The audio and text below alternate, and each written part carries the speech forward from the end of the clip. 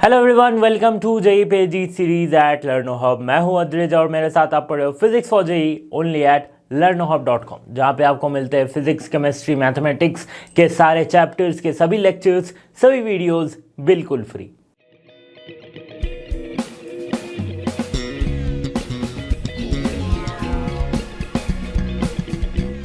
Student JEE series का ये video जहां पे हम डिस्कस करेंगे प्रीवियस ईयर में पूछे गए कुछ क्वेश्चंस को जो कि पूछे गए थे moving charges and magnetism.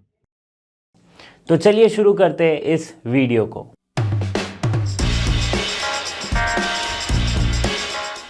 Question number 1 JEE के 2024 में पूछा गया क्वेश्चन है, मतलब इसी साल का क्वेश्चन है। क्या कह रहा है थोड़ा ध्यान से समझेंगे। A uniform magnetic field of 2 × 10⁻³ is acting along positive Y direction. ठीक है, अच्छा यहाँ यूनिट नहीं दी गई है, जो भी यूनिट आपको पता है टेस्ला वेबर जो भी है उस पे आप लिख सकते हो। फाइन, नाउ यहाँ पे वैसे यूनिट से रिलेटेड ये क्वेश्चन है नहीं, बट फिर भी मैं बता दे रहा हूँ। A rectangular loop of side 20 centimetre and 10 centimetre with current of 5 ampere is placed on YZ plane. मतलब क्या है, देखो एक हमें पता चल रही है कि मैग्नीट्यूड कितनी 2 × 10⁻³ मैग्नीट्यूड की एक मैग्नेटिक फील्ड है जो कि पॉजिटिव Y डायरेक्शन में है। ओके, अब Y डायरेक्शन ये है तो x को हम ये लेंगे और z को हम ये डायरेक्शन लेंगे।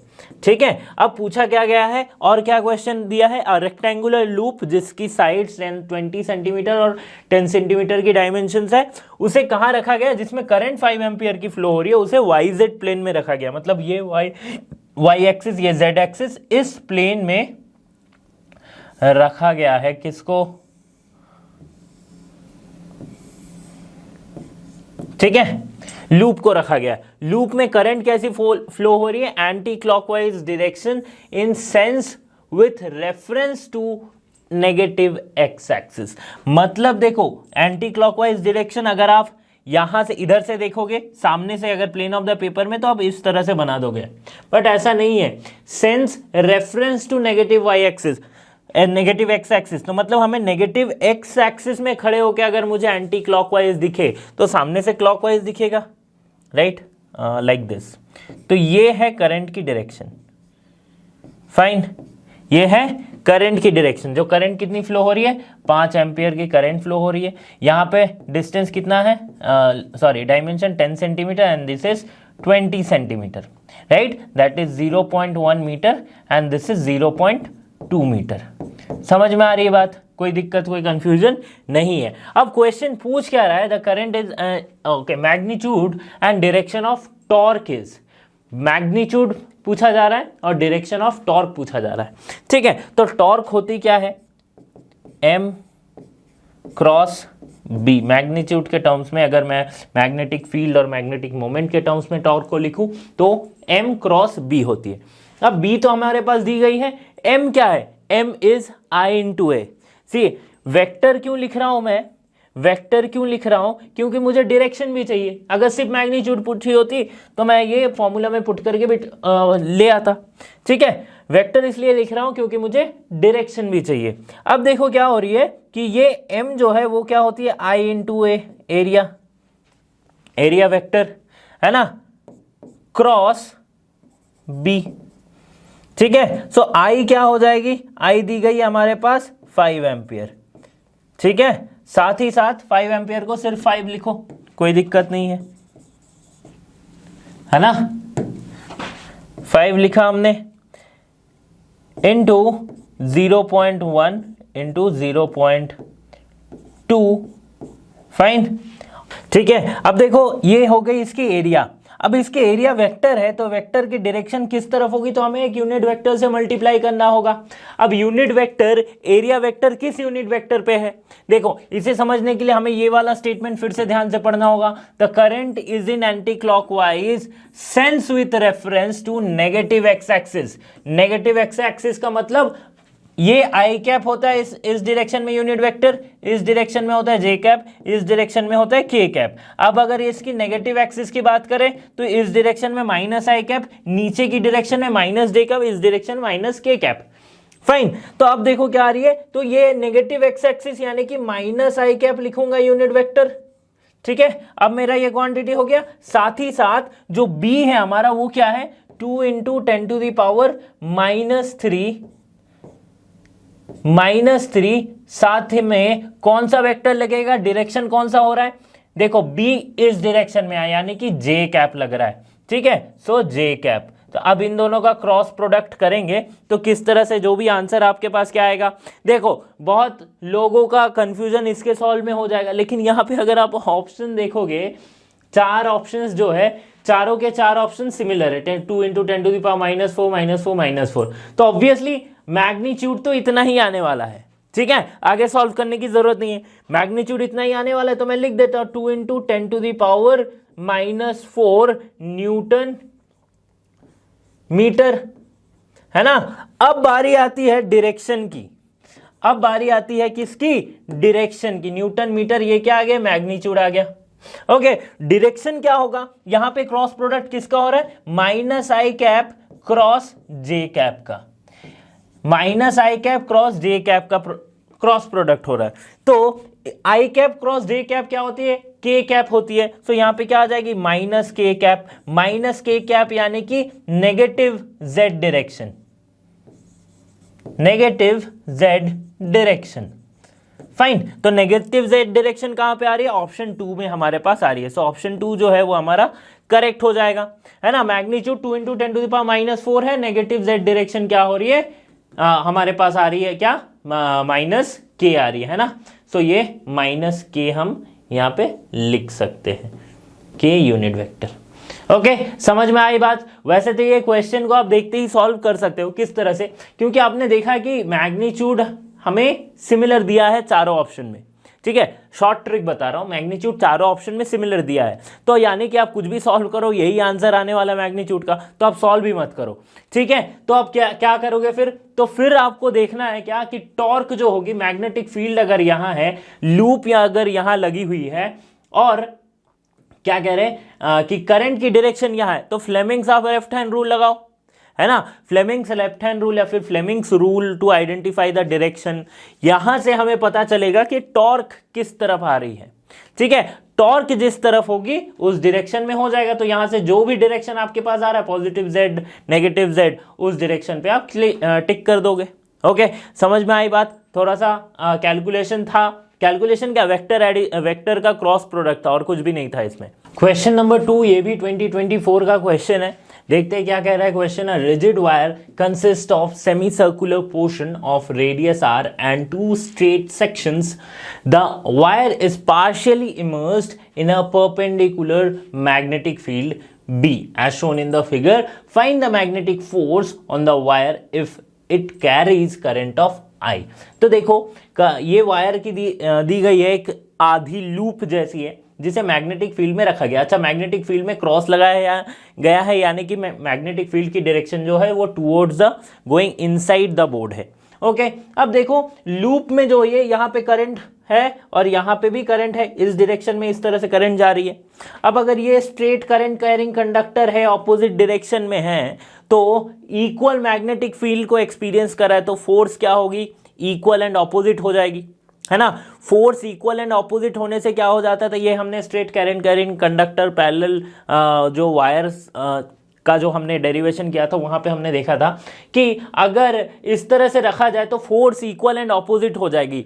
इक्वल एंड ऑपोजिट होने का मतलब है नेट फोर्स 0 होगा। तो मतलब ये वाले पार्ट के लिए हमारे पास कोई नेट फोर्स नहीं होगा, यानी कि फोर्स जो है वो 0 होगा, ठीक है, क्योंकि इसकी डायरेक्शन हम कैसे निकाल सकते हैं, ILB sorry Fleming's left hand rule से। मैग्नेटिक फील्ड अंदर की तरफ है, करंट ऊपर की तरफ है, इधर आ गई, है ना, और इसकी वैसे ही उल्टी हो जाएगी इस तरह से, है ना। तो एक अंदर की तरफ एक बाहर की तरफ दे रही है फोर्स, तो ये हमारा जो है ऑपोजिट, एक दूसरे के ऑपोजिट होगा और ये कैंसिल आउट हो जाएगा। तो हमें जो फोर्स मिलेगी या फिर इस लूप को जो फोर्स एक्सपीरियंस करेगी वो कौन सी फोर्स होगी, वो because of this semi circle only, ठीक है। तो सिर्फ इस सेमी सर्कल के वजह से फोर्स हो गया। फोर्स को हम कैसे लिखते हैं भाई, फोर्स को हम लिखते हैं बिल गेट्स वाले लॉ से, जो ILB साइन थीटा लिखते थे, IL क्रॉस B, ठीक है। सो ILB साइन थीटा है ना। अब साइन थीटा कितनी होती है, एल क्रॉस बी, एल ये वाली लेंथ है, बी अंदर जा रही है, तो एंगल दोनों के बीच में 90 डिग्री, तो I L B sine 90 degree, ठीक है, साइन 90 की वैल्यू 1। अब करंट आई, लेंथ क्या हो जाएगी ये वाले वायर की, ये सेमी सर्कल की लेंथ कितनी हो जाएगी, ट्वाइस ऑफ आर हो जाएगी, है ना, twice of the radius of that semi circle. Finally समझ में आ रही है बात। और ये बी क्या है, बी आपके पास नहीं दिया गया है तो सिर्फ बी लिखोगे, तो हमारे पास क्या आंसर आ जाएगी, आई इंटू 2RB, ठीक है, ये हमारे पास आंसर हो जाएगी, ये फोर्स हो जाएगा। ओके, समझ में आ रही है बात कि क्या हो रहा है यहाँ पे। क्वेश्चन नंबर 3 जो कि पूछा गया है जेईई के 2024 के पेपर में, एक और क्वेश्चन जो इस पेपर से पूछा गया है, देखो कौन सा क्वेश्चन है ये। 2 insulated circular loop A and B of radius R carrying a current of I and anti-clockwise direction it is shown. Okay, so दो लूप है ना, दो लूप है, अब दोनों में ही करंट आई फ्लो हो रही है एंटी क्लॉकवाइज डायरेक्शन में। लूप को किस तरह से रखा गया, एक को रखा गया प्लेन में, एक को उसके परपेंडिकुलर में। फाइन, अब देखो the magnitude of the magnetic induction at the centre will be, यहां पे मैग्नीट्यूड कितनी होगी मैग्नेटिक इंडक्शन की। ओके, सिंपल सी बात है, मैग्नेटिक इंडक्शन या फिर मैग्नेटिक फील्ड हमें पूछी जा रही है, तो क्या हो जाएगी, एक लूप के सेंटर में मैग्नेटिक फील्ड कितनी होती है, B equals to mu naught I by 2a, that is the, और 2r आप लिख दो, यहां पे a दी गई है, मतलब a is the radius of the circle. Okay, देखो यहां पे कंफ्यूजन है, यहां पे r दे दिया गया है, ऑप्शन में a दिया गया है, तो इसको भी आप a कर दो। a क्या है, रेडियस ऑफ द, जो भी यहां पे लूप बनी हुई है उसकी रेडियस है, सो म्यू नॉट आई बाई 2 है, हमें पता है। ओके, अब एक इसके वजह से मैग्नेटिक फील्ड है, एक ए के वजह से मैग्नेटिक फील्ड है, दोनों की डायरेक्शन किस तरह से होगी, करंट अगर इधर फ्लो हो रहा है तो मैग्नेटिक फील्ड जो है B for this one will be, जो ये लंबी वाली है इसके लिए मैग्नेटिक फील्ड कहाँ पे, सॉरी जो ये प्लेन में है इसके लिए मैग्नेटिक फील्ड है इस डायरेक्शन में, तो इसे हम B1 लिखते हैं, और इसके लिए मैग्नेटिक फील्ड है इस डायरेक्शन में, इसे हम B2 लिखते हैं। बट दोनों की मैग्नीट्यूड क्या है, ऑलमोस्ट सिमिलर ही होगी, दैट इज म्यू नॉट आई, जो अमाउंट ऑफ करंट फ्लो हो रही है क्योंकि सेम करंट है, बाई ट्वाइस से, और यहां पे क्या मिलेगी, mu naught I by twice है, ठीक है। अब बच रहा है क्या हमारे पास, दो अलग अलग हमें मैग्नेटिक फील्ड मिल गई है, ठीक है, अलग अलग डायरेक्शन में। अब दोनों के बीच का मैग्नीट्यूड जो होगा, जो रिजल्टेंट होगा, वही हमें टोटल मैग्नेटिक फील्ड देगा या फिर इंडक्शन देगा, मैग्नेटिक इंडक्शन, तो वो रिजल्टेंट को हम ड्रॉ कर देते हैं, ठीक है, इस तरह से रिजल्टेंट को ड्रॉ कर सकते हैं पैरेललोग्राम लॉ से। कोई कंफ्यूजन, कोई दिक्कत इसमें नहीं। अब रिजल्टेंट का क्या हो जाएगा, उसे हम लिखेंगे बी, और आपको पता ही है इसको सॉल्व करेंगे तो हमारे पास क्या आ जाएगा, A square plus B square plus 2ab cos theta, इस तरह से लिखेंगे, है ना। तो ए स्क्वायर बी स्क्वायर करोगे तो हमारे पास सिर्फ बचेगा √2, and √2 mu naught I by twice. देखो भाई, ये करंट है, एंटी क्लॉकवाइज डायरेक्शन में है, तो इसकी फील्ड होगी मैग्नेटिक फील्ड ऊपर की तरफ। ये करंट इधर की तरफ है एंटी क्लॉकवाइज डायरेक्शन में, तो इसकी मैग्नेटिक फील्ड इस तरफ होगी, है ना। समझ में आ रही है बात। अब क्या किया हमने, दो वेक्टर बन गए और वेक्टर का रिजल्टेंट निकाल दिया, ठीक है। क्वेश्चन नंबर 4 जो कि पूछा गया है 2023 के पेपर में, क्या कह रहा है क्वेश्चन, एक बार ध्यान से हम पढ़ेंगे। A rod of circular cross section area 2 centimetre square, इतनी सर्कुलर क्रॉस सेक्शन, इसकी एरिया इतनी दी गई है, and the length is 40 centimetre is wound, a length 40 centimeter is wound uniformly with 400 turns of an insulated wire, ठीक है। समझ में आ रही है बात की क्या हो रही है कि सर्कुलर क्रॉस सेक्शन है, एक रॉड दी गई है जिसकी लेंथ है और ये इसकी क्रॉस सेक्शनल एरिया है, इस पे एक वायर को लपेटा जा रहा है ना। कितनी बार लपेटा गया, 400 टर्न्स इसमें लगाई गई है insulated wire. Okay, if a current of 0.4 ampere flows in the wire windings, the total magnetic flux produced inside the windings is 4 pi into 10 to the power -6 weber, ठीक है। ये है क्या, magnetic flux. Okay, moving on, the relative permeability of the rod is, permeability पूछा है, relative permeability पूछा है, और यहाँ पे क्या दी गई है, म्यू नॉट की वैल्यू दी गई, that is 4 pi into 10⁻⁻⁷ Newton पर एम्पियर स्क्वायर। ओके, देखते हैं बात, तो फ्लक्स क्या होती है, एन बी ए, इस तरह से हम मैग्नेटिक फ्लक्स को लिखते हैं, कोई कंफ्यूजन, कोई क्वेश्चन इसमें नहीं होनी चाहिए। अब देखो जो बी है ना, जो मैग्नेटिक फील्ड है, इंटेंसिटी है, उसे हम तो म्यू नॉट एन आई लिखते हैं for a long straight wire, है ना, म्यू नॉट एन आई लिखते हैं, बट यहां पे क्या किया गया, रिलेटिव परमिएबिलिटी का कॉन्सेप्ट मांगा गया है ना, तो रिलेटिव परमिएबिलिटी का कॉन्सेप्ट अगर पूछे तो यहां पे क्या हो जाएगा, mu naught into mu R N I लिखेंगे, ठीक है। सो बी की वैल्यू यहां पे पुट करेंगे तो हमारे पास क्या आ रही है, एन क्या है, नंबर ऑफ टर्न्स, अच्छा ये स्मॉल एन क्या है, number of turns per unit length है, ठीक है। सो यहां पे हम क्या लिखेंगे, mu naught mu R relative permeability, then N I into A, ठीक है। अब सॉल्व कर देंगे कैसे, नंबर ऑफ टर्न्स कितनी है, 400, ठीक है। म्यू नॉट की वैल्यू हमारे पास दी गई है 4 पाई इंटू 10⁻⁻⁷, ओके, और म्यू आर की वैल्यू हमें कैलकुलेट करनी है, म्यू आर कितनी होगी हमें पता करनी है, एन क्या है, स्मॉल एन है, number of turns per unit length, ठीक है। वैल्यूज पुट करेंगे हम, देखो किस तरह से वैल्यूज पुट कर रहे हैं, 0 पॉइंट, ये क्या है, स्मॉल एन क्या है, पर यूनिट लेंथ है, turns per unit length, number of turns per unit length, यानी कि यहाँ पे यूनिट लेंथ कितनी है, 40 सेंटीमीटर, यानी कि 0.4 इंटू क्या है, आई है, अब आई कितनी है, करंट 0.4 एम्पियर है, चलो लिख दिया, और एरिया कितनी दी गई है, 2 सेंटीमीटर स्क्वायर, यानी कि 2 इंटू 10⁻⁻⁴ मीटर स्क्वायर, हम या फिर इसमें हम लिख सकते हैं, ठीक है। तो ये हमारे पास ओवरऑल आ गया। अब जो फ्लक्स है, फ्लक्स की भी तो वैल्यू दी गई है, फ्लक्स की वैल्यू कितनी दी गई है, देखो कहां पर लिखी गई, ये है, सो 4 पाई इंटू 10⁻⁻⁷ जो है, ये फ्लक्स की वैल्यू दी गई, सॉरी -6 दी गई है ना, -6 फ्लक्स की वैल्यू दी गई है।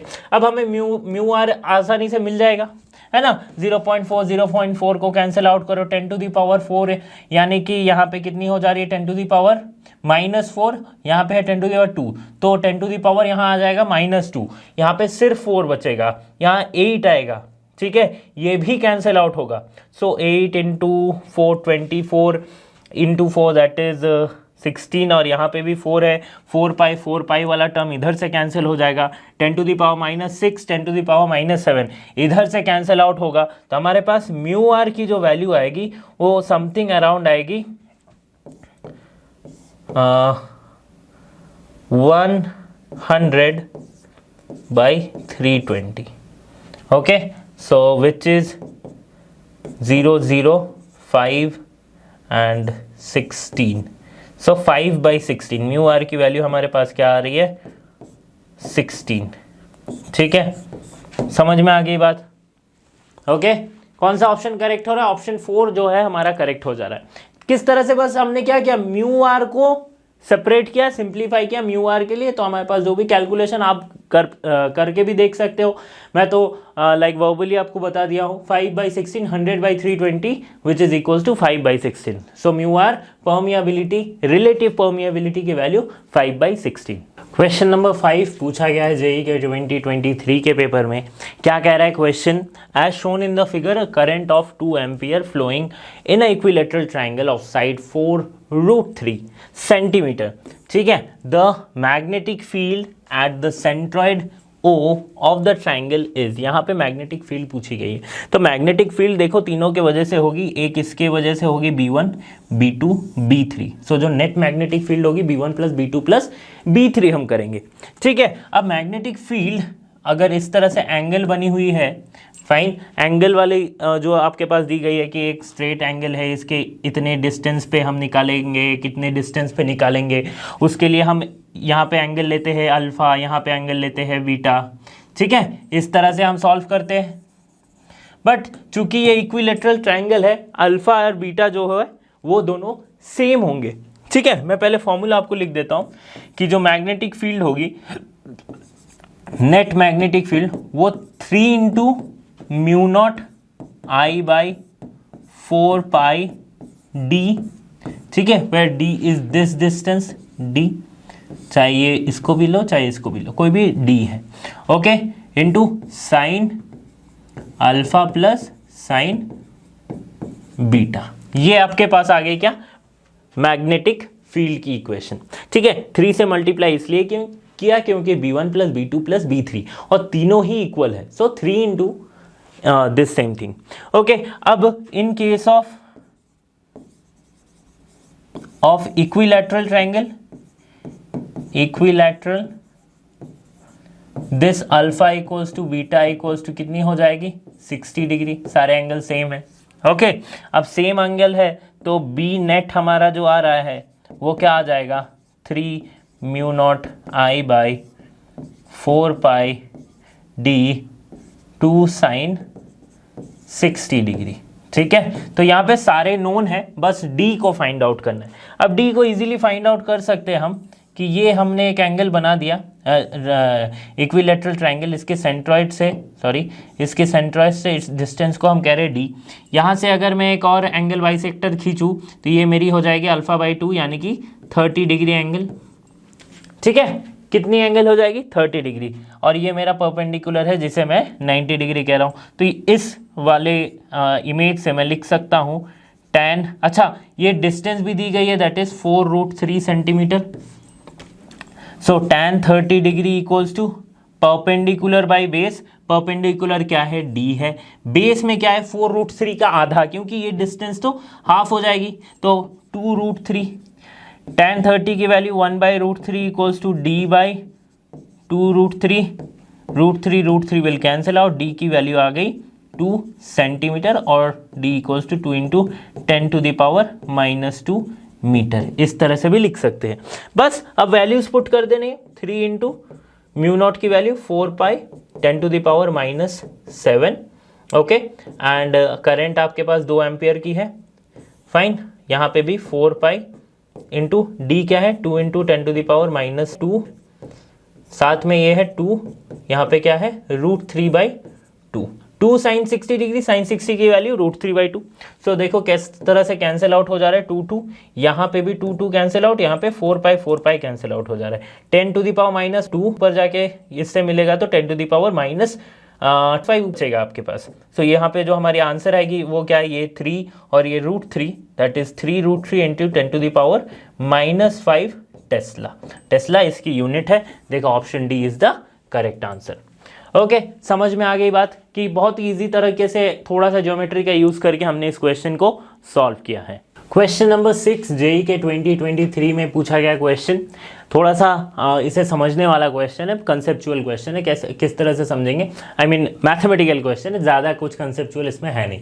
The electric current in a circular coil of 4 turns produces magnetic field induction of 32 Tesla, okay, at its center. Fine. Now the coil is unwound and rewound into a circular coil of single turn. The magnetic induction at the center of the coil by the same current will be, ठीक है। समझो बात को कि क्या कहा जा रहा है कि एक electric current in a circular coil है जहां पे 4 टर्न लगी है, ठीक है। तो छोटे छोटे 4 टर्न्स लगे हैं, तो इसकी रेडियस है सपोज r, और इसको खोल के एक बड़ा राउंड वाला सर्कल, एक बड़ा लूप बनाया गया, कॉइल बनाया गया जिसमें एक ही टर्न है, और तो इसकी रेडियस बढ़ जाएगी, ऑब्वियसली r डैश हो जाएगी, ठीक है। तो जब r टर्न्स थी तब ये 32 टेस्ला की फील्ड इंड्यूस कर रही थी। तो जब r थी रेडियस तब 32 टेस्ला क्या हो रही थी, मैग्नेटिक फील्ड हो रही थी। अब जब r डैश है तो मैग्नेटिक फील्ड कितनी होगी, प्रोपोर्शनलिटी से बना लेंगे, क्योंकि circular coil centre of the coil हमें पता है मैग्नेटिक फील्ड कितनी होती है, b equals to mu naught I by 2r, ठीक है। So b is inversely proportional to r, बहुत बढ़िया, ठीक है। सो अब यहाँ पे क्या थी, अच्छा और एक क्या है यहाँ पे, टर्न्स में भी है, so turns n by R हम यहाँ पे लिख सकते हैं n by R. So b30 b1 by b2 अगर मैं करूं बाई B2 अगर मैं करूं, ठीक है, यहां पे पूछा गया मैग्नेटिक इंडक्शन, B2 मुझे निकालना है, B1 मुझे पता है, ठीक है, equals to N1 by R1 into N2 by R2, ठीक है, इस तरह से मैं लिख सकता हूं, प्रोपोर्शनलिटी से सॉल्व कर रहे क्वेश्चन को। B1 हमारे पास दिया गया है 32 टेस्ला, B2 हमें निकालनी है। N1 क्या है, N1 है 4 टर्न्स, है ना, 4 बार यहां पे टर्न है, 4 टर्न्स है, यहां पे 1 टर्न है, एक ही बार है। सो 4 इंटू R2 क्या है, R2 हमें पता नहीं है, दैट इज R डैश, ठीक है, और यहां पे क्या हो रही है, R1 क्या है, R1 है R, ठीक है, R1 है R, कंसिडर करके चलते हैं।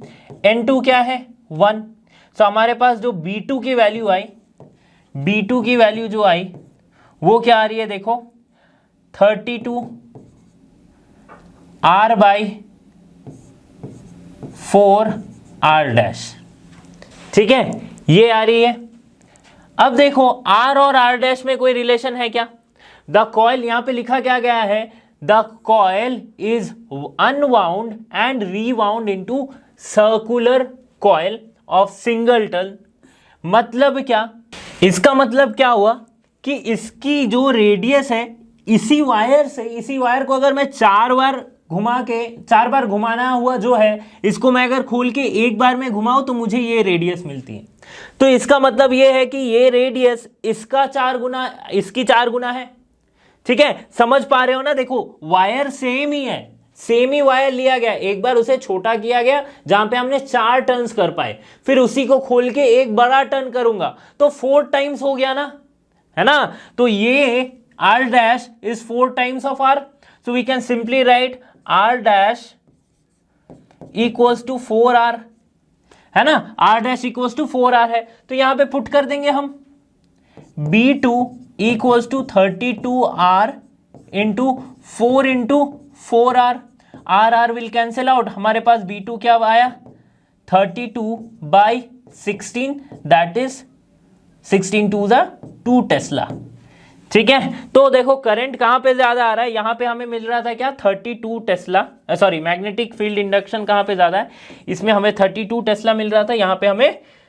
16 टाइम लेस यानी कि 2 टेस्ला मिल रही है। इसलिए कहते हैं कि नंबर ऑफ टर्न्स बढ़ाओगे तो आपकी मैग्नेटिक फील्ड जो है वो इंक्रीज होगी। Okay, so 2 Tesla, option 3 is the correct answer. Question number 7 पूछा गया है जेई के 2022 के पेपर में, काफी इंटरेस्टिंग सा क्वेश्चन है एक, देखो the magnitude of magnetic induction at the mid point O due to the current arrangements as shown in the figure will be, ठीक है, यहां पे दिया गया है जो करंट अरेंजमेंट यहां पे है, इस फिगर में मैग्नेटिक फील्ड की या फिर मैग्नेटिक क्या पूछा गया, मैग्नेटिक इंडक्शन क्या होगा इस पॉइंट पे, ठीक है। तो करंट की दिशा देखो, यहां पे करंट की डायरेक्शन ये है, तो इन दोनों के वजह से कोई फील्ड नहीं होगी यहां पे, ठीक है, फील्ड होगी किसके वजह से, इसके वजह से और इसके वजह से, ठीक है। तो जो नेट फील्ड होगी वो होगी B of B C plus B of E T, ठीक है। सो जो बी नेट एट ओ अगर मैं देखूं तो क्या लिखेगा, B C plus B E T, ठीक है। करंट की डायरेक्शन भी अलग अलग है, तो मैग्नेटिक फील्ड की जो डायरेक्शन है वो भी अलग अलग होगी, एक में towards the plane of the paper, एक में moving out of from the plane of the paper.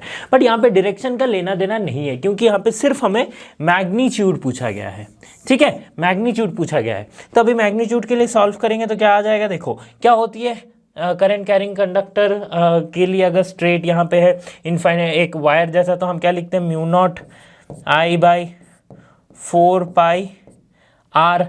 अच्छा ये आर डिस्टेंस क्या है, आर डिस्टेंस है यहां से लेके सेंटर की डिस्टेंस, ये टोटल गैप दिया है ए, मिड पॉइंट कहा गया है इसे, तो ये डिस्टेंस क्या हो जाएगी a बाई 2। सो ये आर की जगह पे हम लिखेंगे क्या a बाई 2 प्लस सेम इसके लिए यहां पे क्या करंट है, यहां पे भी mu naught I by 4 pi a by 2, ठीक है। सिंपल सी बात हो गई, 2 को कैंसिल आउट कर दो, 2 को कैंसिल आउट कर दो, तो हमारे पास क्या मिला, mu naught I by 2 pi और 2 है तो so mu naught, okay A भी एक आएगा, so mu naught I by pi A, है ना, क्या आ गया, mu naught I by pi A. समझ में आ गई बात, कौन सा ऑप्शन करेक्ट हो जाएगा, mu naught I by pi A, option D will be the correct answer. Question number 8 2020 में पूछा गया question, the magnetic field at the centre of current carrying circular loop is B1. The magnetic field at a distance √3 times radius of the given circular loop from the center on the axis is B2. Find the value of B2. देखो question बहुत ही simple है, एक circular loop है, इसके centre में magnetic field है B1, इसके axial point पे B2 है सर्कुलर फील्ड, इसकी रेडियस अगर R है तो ये डिस्टेंस कितनी दी गई है, √3 टाइम्स R दी गई है। यहाँ पे हमें मैग्नेटिक फील्ड B1 यहाँ पे निकालनी है, B2 यहाँ पे निकालनी है, दोनों का रेशियो निकालना है, इतना सिंपल है।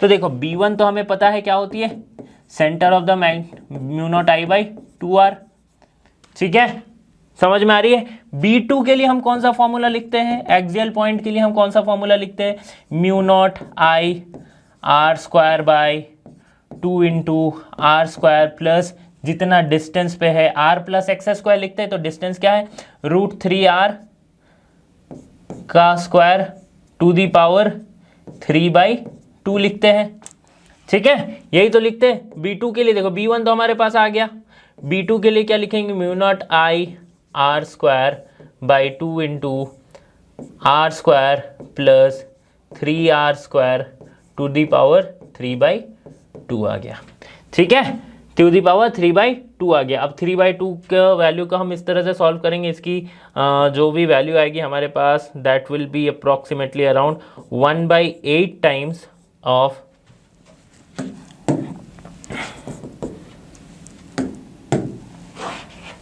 1/, अच्छा इसको मैं सॉल्व किस तरह से करूंगा ना, क्यूब होता जाएगा, 3 के इधर क्यूब हो जाएगा, 2 टू दी पावर यहाँ पे क्यूब हो जाएगा, सो ये क्यूब जब होगा मतलब ये जो 2 इंटू 3/2 है, सो 2 कैंसिल होगा, हमारे पास बचेगा R क्यूब, प्लस यहाँ पे भी वो ऐसे ही बचेगा R क्यूब, ओके। तो इस तरह से भी सॉल्व करेंगे तो हमारे पास जो भी आएगी वो वैल्यू आएगी mu naught I by 2R, so 1/8 times हो जाएगा, है ना। ये क्या है, ये तो B1 है, तो सिंपली हम लिखेंगे 1/8 B1, so B1 by B2 जो होगी हमारे पास जो निकालने की वैल्यू है, ये तो B2 आई है, B1 बाई B2 जो होगी वो 8/1 यानी कि 8:1 आएगी, ठीक है। सो ऑप्शन सी जो है वो हमारा करेक्ट आंसर हो जाएगा।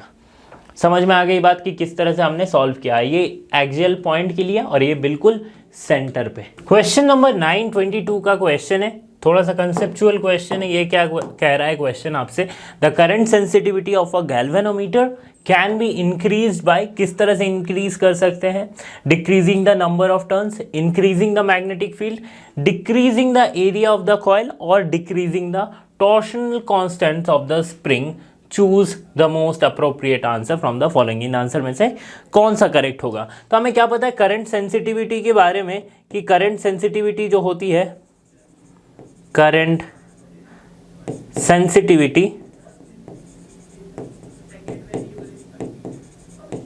ये क्या होती है, NAB/K,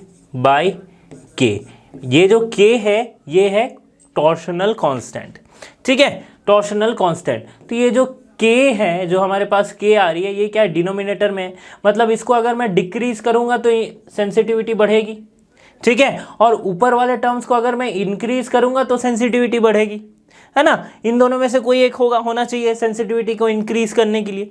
अब देखो नंबर ऑफ टर्न्स को हमें बढ़ाना पड़ेगा, क्रॉस सेक्शनल एरिया को हमें एरिया ऑफ द कॉइल को हमें बढ़ाना पड़ेगा, मैग्नेटिक फील्ड को बढ़ाना पड़ेगा और के जो टॉर्शनल कांस्टेंट्स है उसे घटाना पड़ेगा, ठीक है। अब देखो option, decreasing the number of turns, no, increasing the magnetic field, yes, decreasing the area of the coil, no, decreasing the torsional constant, yes. So B and D will be the correct answer, तो option D हमारा जो है वो correct हो जाएगा। समझ में आ गई बात कि किस तरह से करंट सेंसिटिविटी के बारे में यहाँ पे पूछा गया है। क्वेश्चन नंबर 10 जेई 2021 में पूछा गया question, a cyclotron is used to accelerate protons if the operating magnetic field is 1 tesla and the radius of the cyclotron d is 16 centimeter. The kinetic energy of the accelerated proton in mega electron volt will be. तो पहली बात तो kinetic energy of cyclotron की जो equation है ये मैंने already आपको कंसेप्ट एडवांस चैप्टर में करवा रखा है, आप जाके देख सकते हो। तो ये क्या होती है, ये होती है q square B square R square by 2m, ठीक है। ये होती है काइनेटिक एनर्जी की इक्वेशन या फिर फॉर्मूला जिसे कह लो। साइक्लोट्रॉन का डीज मतलब ये है साइक्लोट्रॉन के डीज, यहाँ पे गैप रहता है, यहाँ पे इस तरह से एक्सिलरेट होते रहता है साइक्लोट्रॉन, ठीक है। सॉरी, साइक्लोट्रॉन में एक प्रोटॉन। अब देखो ये जो डी है इसकी रेडियस हमें पता है, दैट इज 60 सेंटीमीटर, ठीक है। 60 सेंटीमीटर यानी कि 0.6 मीटर। बस वैल्यूज पुट कर दो और क्या है यहाँ पे। क्यू यानी कि चार्ज हमारे पास ये दी गई है, so 1.6 into 10 to the power minus 19 coulomb into B square. अब कितनी बी दी गई है देखो 1 टेस्ला, सो 1 का स्क्वायर 1। आर कितने आ जाएगा 0.6 की square by 2 into mass of proton. Mass of proton दी गई है 1.6 into 10 to the power minus 27 kg। So 1.6 will cancel out, ठीक है। 10 to the power minus 27, 10 to the power minus 19, ये समथिंग। अच्छा, इसको अगर मैं 1.6 रखता हूँ और इधर से सॉल्व करता हूँ तो मेरे पास जो वैल्यू आएगी that is come around 18 mega electron volt, ठीक है। सॉल्व करके 18 मेगा इलेक्ट्रॉन वोल्ट हमारे पास ये वैल्यू क्वेश्चन नंबर 10 की आ जाएगी। इतना ही सिंपल था। अच्छा, अगर ये फॉर्मूला आपको याद नहीं आ रहा है तो आप कैसे निकालोगे, तो हम फोर्स को इक्वेट करके निकालते हैं ना। mv square by R centrifugal force equals to Q V cross B, यानी कि क्यू वी बी, ठीक है। v क्रॉस बी साइन 90 हम लेते हैं, साइन 90 की value 1, so Q V B. अब यहां से हमें वेलोसिटी मिल जाएगी, v इक्वल्स टू क्या हो जाएगा Q square V square B square R square by m, यहाँ पे आएगा, है ना। इस तरह से आ जाएगा v की वैल्यू, या फिर v स्क्वायर की वैल्यू यहाँ पे आ जाएगी। सॉरी, यहाँ पे देखो एक क्या आ जाएगा ना, v एक कैंसिल आउट होगा, बट यहाँ पे जो v की वैल्यू आएगी वो क्या आ जाएगी q b by M R. ये आएगी हमारी velocity q b by M R. और हाफ m v स्क्वायर करेंगे तो हमारे पास क्या आएगी काइनेटिक एनर्जी। तो हाफ एम वी स्क्वायर की जगह पे इसको पुट कर देंगे तो Q square B square by M square, इस तरह से आंसर हमारे पास एक काइनेटिक एनर्जी की इक्वेशन जो है वो आ जाएगी। ओके, समझ में आई बात कि क्या हो रहा है यहाँ पे, ठीक है। तो अगर समझ में आ गई है तो ये ऑप्शन आपका करेक्ट हो जाएगा, 18 mega electron volt. Question number 11 पूछा गया 2021 में। ये भी क्वेश्चन बहुत ही आसान है, वेक्टर रिलेटेड क्वेश्चन है। A charge particle is moving in a uniform magnetic field, क्या है field 2i plus 3j cap, 2i cap plus 3j cap tesla, if it has an acceleration of alpha i minus 4j metre per second square, then value of alpha will be, ठीक है। Alpha की value हमें निकालनी है। तो पहली बात तो हमें ये देखना है कि इसकी मैग्नेटिक फील्ड दी गई है और एक्सेलरेशन पूछा गया है, ठीक है। एक्सेलरेशन भी दी गई है, मैग्नेटिक फील्ड भी दी गई है, एक्सेलरेशन की वैल्यू पूछी गई है, ठीक है। तो एक्सीलरेशन भाई, एक्सीलरेशन अल्फा की वैल्यू पूछी गई है। अब एक्सीलरेशन क्या होता है फोर्स बाय मास, ये होती है एक्सीलरेशन, ठीक है। तो मैंने आपको बताया था कि कोई भी क्वेश्चन सॉल्व करने के 4 स्टेप्स होते हैं। क्वेश्चन पढ़ना, क्वेश्चन में गिवन क्या है वो देखना, फिर आपसे पूछा क्या गया है वो देखना, फिर चौथा स्टेप होता है जो पूछा गया है और जो गिवन है इनके बीच का रिलेशन फाइंड करना। तो गिवन हमारे पास क्या है, एक्सीलरेशन है और मैग्नेटिक फील्ड है, और पूछा क्या गया है हमसे एक्सीलरेशन या अल्फा की वैल्यू पूछी गई है, ठीक है। तो मैग्नेटिक फील्ड और अल्फा में और एक्सेलरेशन में क्या रिलेशन हो सकता है, तो पहले हमें एक्सेलरेशन और फोर्स का, कभी कभी क्या होता है डायरेक्ट रिलेशन नहीं मिलता है तो इनडायरेक्टली हमें निकालना पड़ेगा। तो acceleration equals to force by mass होती है। अब in case of charge particle moving, यहाँ पे इन अ मैग्नेटिक फील्ड, यहाँ पे फोर्स क्या हो जाएगी, यहाँ पे फोर्स हो जाएगी क्यू वी क्रॉस बी। कोई कंफ्यूजन, कोई कोई क्वेश्चन इसमें नहीं होना चाहिए। Q by M V cross B, ये हमारे पास फोर्स आ गई। तो अब हमें एक्सीलरेशन और मैग्नेटिक फील्ड का रिलेशन मिल गया है। तो इनका रिलेशन क्या है देखो, फ्लेमिंग्स लेफ्ट हैंड रूल क्या कहता है कि अगर आप इस दिशा में आप दिखा रहे हो फोर्स को, और सॉरी दिस इज, एंड इस दिशा में अगर आप इलेक्ट्रिक करंट को दिखा रहे हो, सॉरी मैग्नेटिक फील्ड को दिखा रहे हो, और यहाँ पे आप क्या दिखा सकते हो, करंट को, मैग्नेटिक फील्ड को, फोर्स को। अब फोर्स जिस तरफ लगेगी एक्सेलरेशन उसी तरफ हो रहा है, ठीक है, फोर्स जिस तरफ लगेगी एक्सेलरेशन उसी तरफ हो रहा है, तो एक्सेलरेशन की भी डायरेक्शन यही है। फाइन, मैग्नेटिक फील्ड की डायरेक्शन इस तरफ है, दोनों के बीच में एंगल है 90 डिग्री का, ठीक है। तो A डॉट B अगर मैं करूं तो मुझे क्या मिलेगा, A B cos 90 degree, that means simply A dot B, simply हमारे पास क्या आ जाएगा, कॉस 90 की वैल्यू 0 आ जाएगी, है ना, कॉस 90 की वैल्यू क्या आ जाएगी, 0 आ जाएगी। तो A डॉट बी अगर मैं करूं तो मुझे 0 मिलेगा, ठीक है। ये एक इक्वेशन हमें समझ आ गया। तो A एक वेक्टर है, B एक वेक्टर है, तो इसकी वैल्यू जो है, इसको डॉट प्रोडक्ट करूंगा तो 0 मिलेगा, तो मुझे एक इक्वेशन मिल गया। यानी कि एक्सेलरेशन क्या है, alpha I cap minus 4 J cap dot B क्या है, 2 I cap plus 3 J cap equals to 0, ठीक है। सॉल्व करेंगे आई कैप डॉट ये वाला सॉल्व करेंगे तो क्या आ जाएगा हमारे पास, 2 अल्फा माइनस 12 क्या आ जाएगा, 12 equals to 0। So alpha equals to 12 by यानी कि 6 आ जाएगा। सो अल्फा की वैल्यू कितनी आ जाएगी, ऑप्शन बी 6 आ जाएगी, ठीक है। सिंपल सा कैलकुलेशन था। क्वेश्चन नंबर 12 जेईई के 2020, ये 2021 का है, मे बी 2021 का question. A neutron and an alpha particle having equal kinetic energy enter perpendicular into a magnetic field, ठीक है।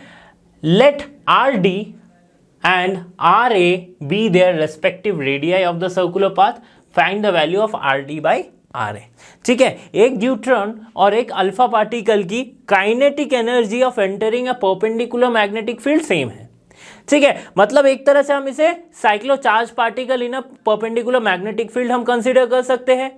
इस केस में जो रेडियस होता है हम क्या जानते हैं, mv square by R equals to Q V B होती है, ये बेसिक इक्वेशन है। वी वी को कैंसिल आउट करो, क्यों यहाँ पे क्यों वी क्रॉस बी होता है, तो साइन 90 डिग्री परपेंडिकुलर है, साइन 90 डिग्री, साइन 90 की value 1, so Q V B, so V V cancel out होता है। हमारे पास जो R की जो वैल्यू आएगी वो क्या आ जाएगी, देखो M V by Q B, ये आ गई चार्ज, सॉरी ये आ गई R की वैल्यू, है ना। अब R क्या है, radii of the circular path, दो भी पाथ में वो मूव कर रही है, चार्ज पार्टिकल का मोशन हो रहा है, उसकी पाथ की रेडियस है R, ठीक है। अब कहा जा रहा है कि रेडियस ड्यूट्रेन के भी रेडियस का रेशियो निकालना है कि R D by R alpha, एक अल्फा पार्टिकल भी घुसा है अंदर, एक ड्यूट्रॉन भी घुसी है, तो दोनों की रेडियस अलग अलग होगी, ठीक है, क्योंकि दोनों में बहुत कुछ डिफरेंस है, मास डिफरेंस है, इसमें चार्ज की डिफरेंस है ना। तो अब क्या हो रही है, देखो इनका रेशियो हमें निकालना है, तो ये है इसकी इक्वेशन। पूछा गया है कि इसकी काइनेटिक एनर्जी जो है वो सेम है, काइनेटिक एनर्जी भाई सेम है, तो काइनेटिक एनर्जी को सेम करने के लिए हम इसे काइनेटिक एनर्जी के टर्म्स में किस तरह से लिख सकते हैं, देखो mv क्या है, एक्चुअली ये देखा जाए तो ये मोमेंटम है, so we can always write momentum को root under 2m K kinetic energy के बाई क्यू बी, ठीक है। सो के हमारे पास इक्वल है, ओके। तो R प्रोपोर्शनल किससे हो रहा है, अगर काइनेटिक एनर्जी को सेम रख रहे तो R प्रोपोर्शनल हो रहा है M से, R प्रोपोर्शनल हो रहा है Q से, और B तो हमारा कांस्टेंट है, ठीक है, मैग्नेटिक फील्ड जो है वो कांस्टेंट है, सो M बाई Q से, root under M by Q से, sorry root under M by Q से ये R प्रोपोर्शनल हो रहा है, ठीक है। तो deuterium RD by R alpha अगर मैं करूं तो मुझे क्या मिलेगा, root under MD by M alpha into Q alpha by Q D. ठीक है, ये हमारे पास वैल्यू आ रही है।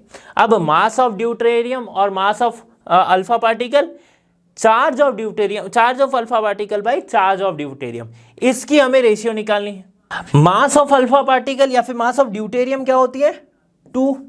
चार्ज ऑफ अल्फा पार्टिकल होती है 4, sorry mass of alpha particle होती है 4। ठीक है, बहुत बढ़िया आ गया।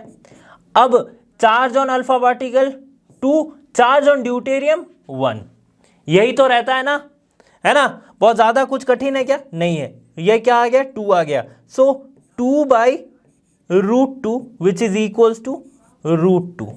ठीक है, सो √2 इज टू 1, और या फिर simply √2 will be the correct answer. So option 2 जो है वो हमारा करेक्ट हो गया। तो इस तरह से क्वेश्चन को सॉल्व किया, ये प्रोपोर्शनलिटी मेथड है। ओके, तो स्टूडेंट्स यहाँ पे हमने कुछ प्रीवियस ईयर के क्वेश्चन सॉल्व किए जो कि जेईई के एग्जाम में पूछे गए थे from the chapter moving charges and magnetism से। तो इसी तरह के वीडियोस के लिए आप लर्नो हब के साथ बने रहिए, क्योंकि लर्नो हब फ्री है पर बेस्ट है। So thanks for being here and have a great day.